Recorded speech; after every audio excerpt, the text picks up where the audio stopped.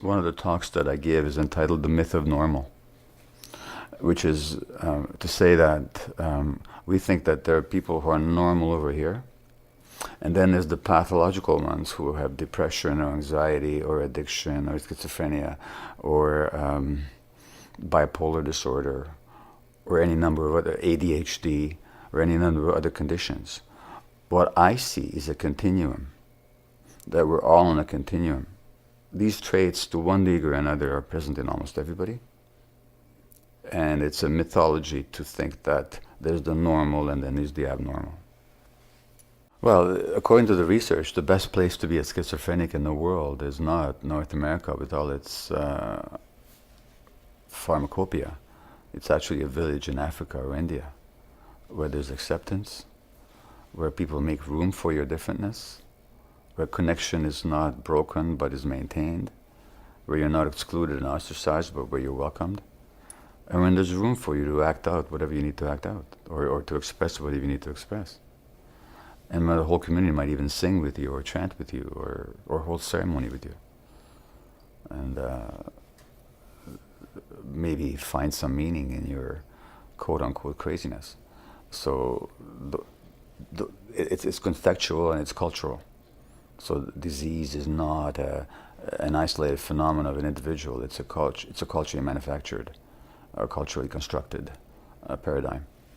So a society that cuts us off from our spirituality, that cuts us off from society by idealizing the individualism and by destroying social contexts, which our society does, which ignores our emotional needs, is going to be a society that generates pathology. And I think that has to do with the very nature of the economic system that says that what matters is not who you are, but how you are valued by others.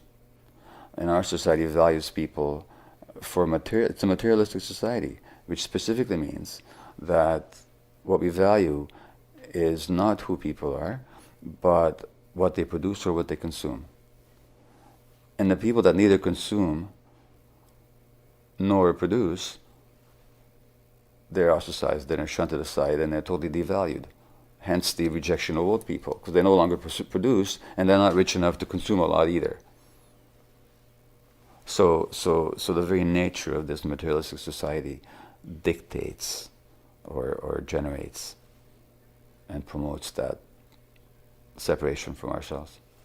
There is an intelligence, and I'm not speaking about a operative creature up there or out there somewhere doing things and deciding things, but there's an intelligence in nature and creation that if we ignore, we create suffering for ourselves and other people. And aligning with that intelligence and aligning with that connection is really what, whether we do so consciously or whether we do so because we're called to do that in ways that manifest compassion and connection and love, that's the way we're meant to be. And so the recognizing that and the striving for it is what I call spirituality. The paths are many. Some find it through religion. Sometimes religion is an obstacle to that. In fact, often it is. But it may be a conduit to it as well, depending on who and how and where. It's what people are seeking. Many other paths that are not religious, but fundamentally there's this spiritual nature that if we ignore, we're actually ignoring an essential part of ourselves.